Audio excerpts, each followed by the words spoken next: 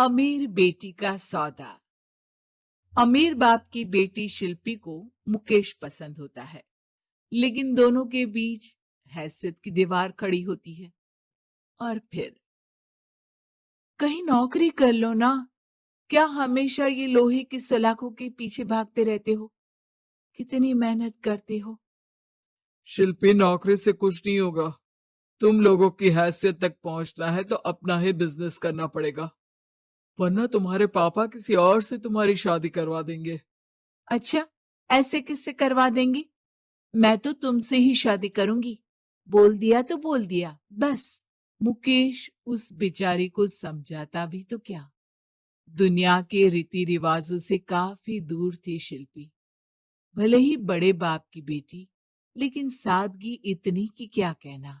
बेटा शिल्पी, कल तुमको देखने लड़के वाले आने वाले हैं, तैयार रहना।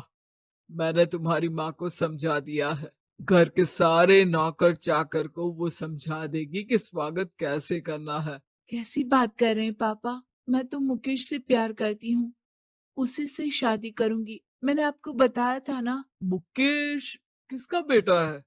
वो स्टील किंग सिंघानिया का, या वो जो बड़े ज्वेलरी वाले हैं मेहता, उनका? नहीं नहीं पापा, अ, वो अपना ही काम करता है, लेकिन एस्टेब्लिश नहीं है अभी।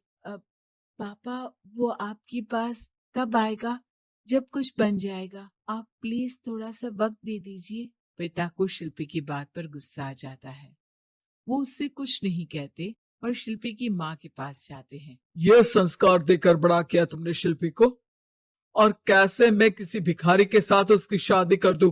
कौन है ये मुकेश? मैं जानती हूँ, बड़ा ही होनहार लड़का है।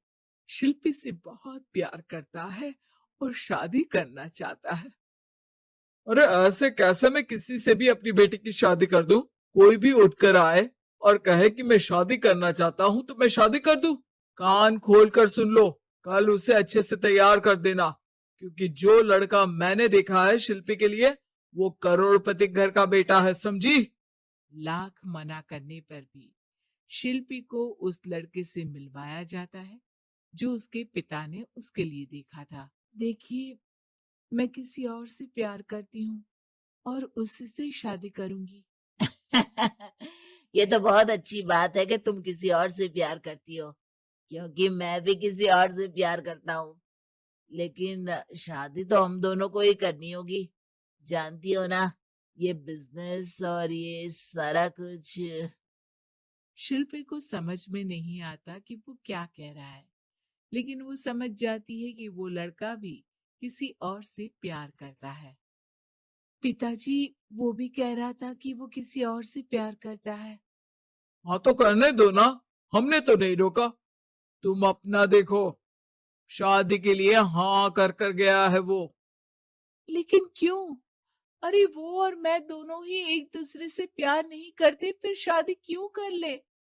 पापा, एक बार सिर्फ मेरे कहने पर आप मुकेश से मिल ले। पिता शिल्पी के कहने पर फॉर्मेलिटी के लिए ही सही, लेकिन मुकेश को घर बुला लेते हैं। देखो, ज्यादा वक्त नहीं दे पाऊंगा।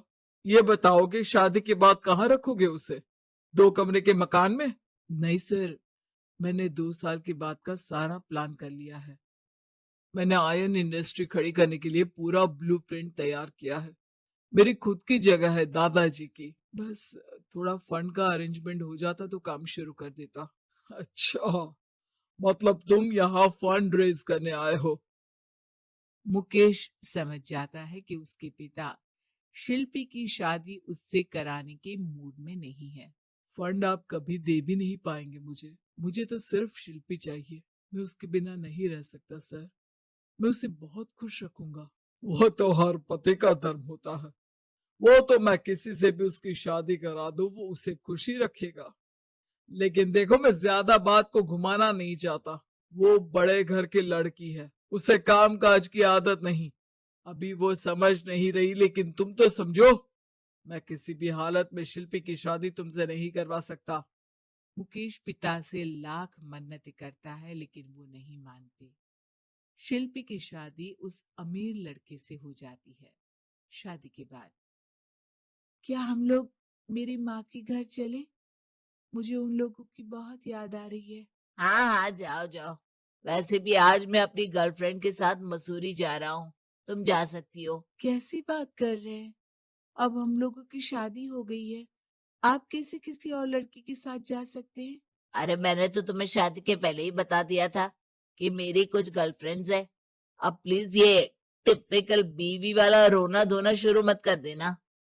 शिल्पी पिता के घर जाती है और माता पिता को सारी बात बता देती है। इतना गंदा इंसान निकलेगा, मैंने तो सोचा ही नहीं था। अरे क्यों कराई मेरी फूल जैसी बेटी की शादी ऐसे घर में। और तो क्या हो गया, शुरू शुरू में हर घर में ऐसा होता है, धीरे धीरे ठीक हो जाएगा। और वैसे भी उन लोगों के साथ हम लोगों की एक बड़ी डील फाइनल हुई है, समझी। उन लोगों से रिश्ता बनाकर रखो, तभी पैसों की बारिश होगी। पापा, अब समझ में आया कि आपने मेरे साथ ऐसा क्यों किया। मुकेश आपके सामने गिड़गिड़ा कर गया कि वो मुझे बहुत खुश रखेगा, लेकिन आपने मेरी शादी एक ऐसे लड़के से करा दी जो किसी और लड़की से प्यार करता है और शादी सिर्फ समझौते के लिए कर रहा है। पापा, मैं जा रही हूँ, लेकिन इस घर में कभी पैर भी नहीं रखूंगी। आपने मुझे सामान की तरह इस्तेमाल किया। माँ शिल्पी को बहुत रोकती है, लेकिन वो एक नहीं सुनती। कुछ समय बाद शिल्पी, मुझे नहीं लग रहा कि अब हम दोनों के बीच ये शादी और रह पाएगी। मैं किसी और से शादी करना चाहता हूँ। वैसे तुम परेशान मत हो ना, तुम्हारे पापा के साथ हम लोगों की डील जो चल रही है ना, वो नहीं रुकेगी, क्योंकि तुम बहुत अच्छी लड़की हो। ठीक है, मैं जा रही हूँ, तलाक के पेपर में साइन करके। लेकिन एक शर्त है, मैं कहाँ गई ये बात मेरे पिता तक नहीं पहुंचनी चाहिए। शिल्पी घर छोड़कर चली जाती है। वो एक नौकरी करती है और अपना जीवन खुद संभालती है। लेकिन एक दिन, शिल्पी जी, आपसे मालिक मिलना चाहते हैं। "अब मुझसे क्यों?" शिल्पी मालिक के कमरे में जाती है, जहां सामने मुकेश होता है। अरे आप, आपको देखकर बहुत खुशी हुई। बहुत बड़े आदमी बन गए।